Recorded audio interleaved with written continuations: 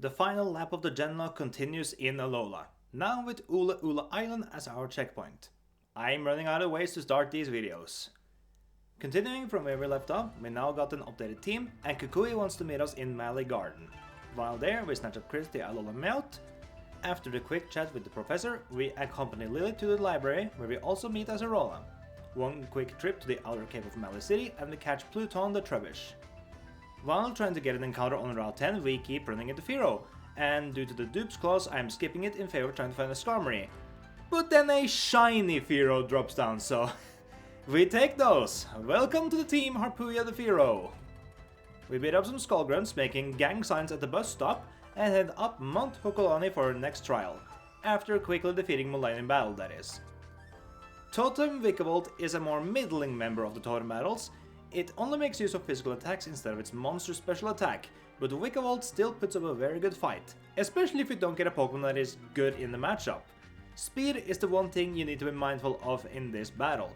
There's a lot of speed control from these bugs, and if you let yourself be caught slower than Vikavolt, you're going to be hurting. Also, one of the charger bugs has Mud Slap to lower your accuracy, so be careful about that too. The general strategy is to bring a good defensive Pokemon, preferably with rock or fire type moves to hit Vikavolt as hard as you can. The best Pokemon for the job being Mudbray or Mudstale with stamina and using Rock Tomb, and Alola Marowak with Lightning Rod is basically a hard counter to the Vikavolt. Bulldor holding an Eviolite will also do the trick, Lantern with Volt Absorb helps, or Torracat with Flame Charge, Firefang and the Firerium set.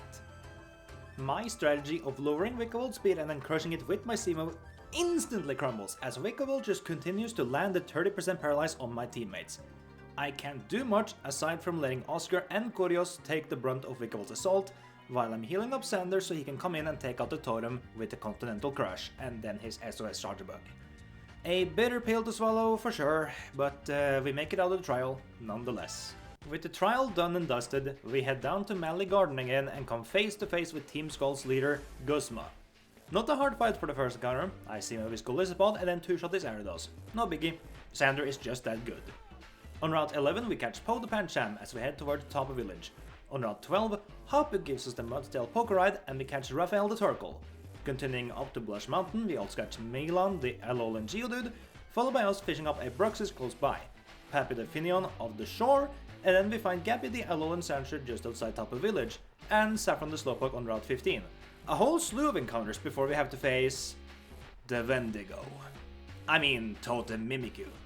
This is, without a doubt, the hardest of the totems in both this game and Ultra Sun and Moon. This guy nulls the first instance of damage it takes, it holds a Lumberry, it calls a Haunter to put you to sleep, and it later can call Gengar to take you on. Its coverage is insane. Ghost Fairy is one of the best types in the game. It can end up mimicking your strongest move. There is so little you can do to prepare for this battle. The best bet is to use a normal type that is immune to the ghost moves. Use Sand Attack and pray Mimikyu starts missing Play Rough. Beware with Fluffy can potentially get you out of this battle and is probably the best option you have by using Brutal Swing. You can also switch around an Intimidate user like Gyarados, but the high crit Shadow Claw is still there. Steel doesn't resist Ghost and Dark anymore either, so this battle is without a doubt one of the hardest you can ever take on. But despite all of that, I actually found a soft counter, which is only possible because I'm allowing myself the use of items. Akoja, now fully evolved into a Cloyster, sports some insane physical defense, while Mimikyu and Haunter can only hit you from the physical side, and she also has shell armor so she can't get crit.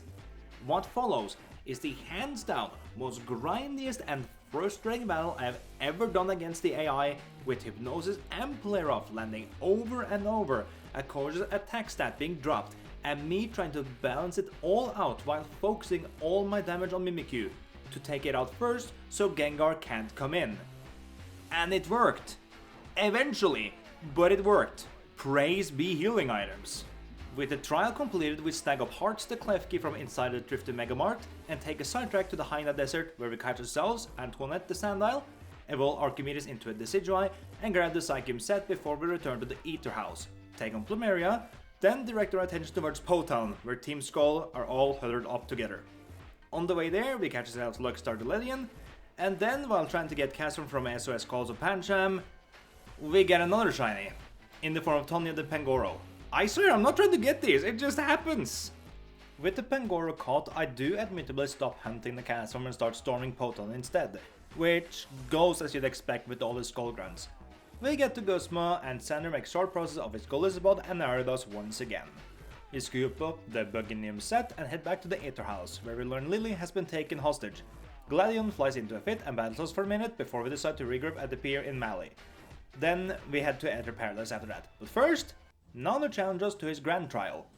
Kahuna Nanu is probably the least threatening of the Grand Trials so far, with nothing really outstanding on his team to threaten us. Sableye is a Sableye, and they are generally some of the easiest Pokemon to deal with. Krokorok at this point in the game is something you're guaranteed of at least one answer to, among the plethora of water types you can catch and whatnot. The only one that poses some threat is his Alola in person, with Fur Coat making physical moves weak against it, Power Gem, and Dark Pulse with Darkinium set to hit hard. Beware, Golisabot, Klefki, Mimikyu, Alola Muk, Clefable, Sylveon or Shiinotic are some of the best counters to this battle, if you want Pokemon specifically for this battle.